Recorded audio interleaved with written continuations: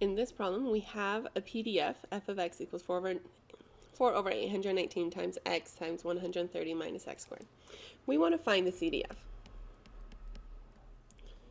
So anytime you want to find the CDF, that's your cumulative probability. So you want to think, okay, I'm adding up lots of probabilities, and the way we add up lots and lots of probabilities is with an integral.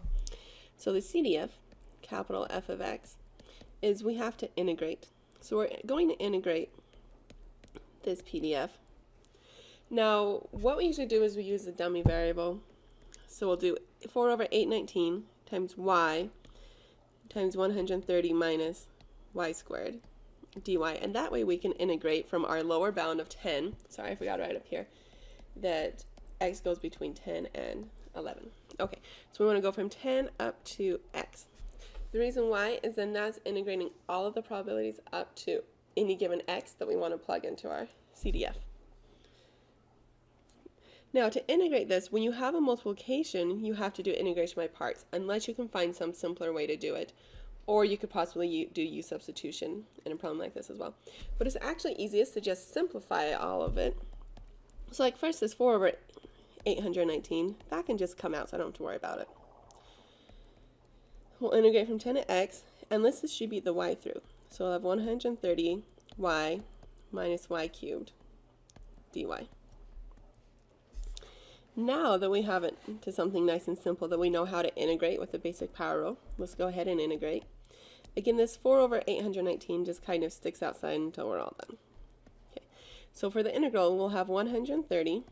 Now, to integrate y, that's y to the power of 1. So this will be y to the power of 2. You raise the power by 1 and divide by your new power. Minus y to the power of 3. We raise the power by 1 to 4. Divide by your new power. Okay. And now we need to evaluate that from y equals 10 to x. So you plug in your top limit first. Again, this 4 over 819 just stays outside till we're all done. Okay. So let's plug in the x. 130 times x squared over 2 minus x to the power of 4 over 4. Okay, now we'll do minus. Now we plug in the 10. So 130 times 10 squared over 2 minus 10 to the 4th over 4.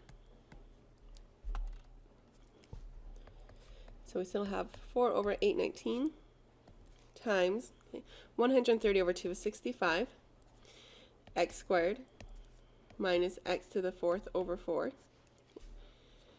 Now, when I put all of this into my calculator, that gives me 4,000. So we have minus 4,000. This is your CDF, and it will still be for our same x values, so for x between 10 and 11. That is our CDF.